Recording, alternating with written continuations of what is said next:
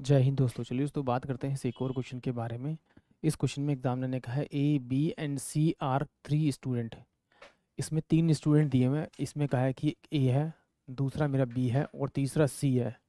फिर इसने कहा A got 80% more than mark than B, यानी कि अगर बी को 100 मार्क्स मिले हैं तो इसको मार्क्स मिलेंगे 11118, यानी इससे 18% ज़्यादा है। इसमें अगर 100 मिले, 100 का 18% निकालेंगे तो ये कितना 118 हो जाएगा।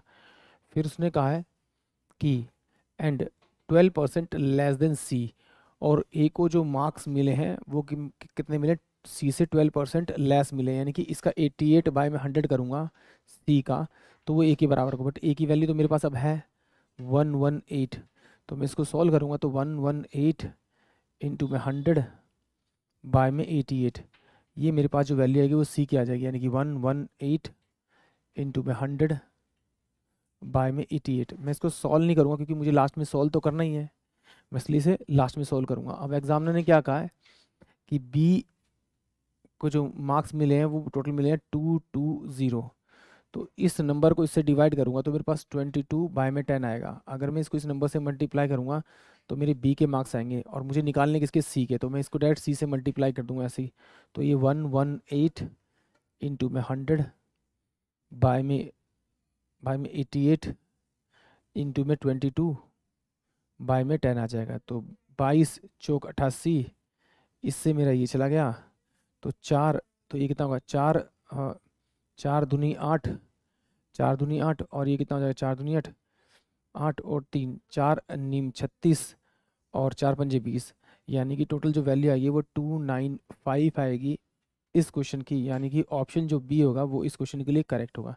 एक बार फिर देख लेते हैं, जो मेन प्रॉब्लम आएगी बच्चों को वो ए को सी से मैच करने में आएगी। देखिए इसने क्या कहा था कि जो ए की वैल्यू है बी से कितनी है आपकी 80% ज़्यादा है। अगर मैंने बी को 100 माना तो ए मेरा कितना हो जाएगा आपका 118 हो जाएगा, यानी कि इसका 18% निकालूंगा और 18% जोड़ूंगा तो 118 वैल्यू हो जाएगी।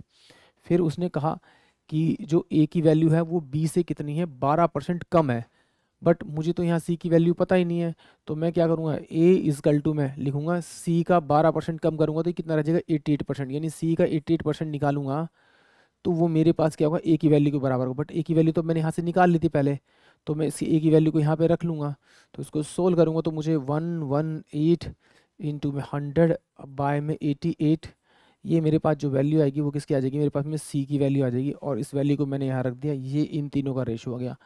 फिर मैंने बी से, बी की जो एक्चुअल वैल्यू दी हुई है उसने मार्क्स की, उससे इसको मैंने कंपेयर किया तो 22/10 से इसको मल्टीप्लाई करूँ तो यही वैल्यू आएगी।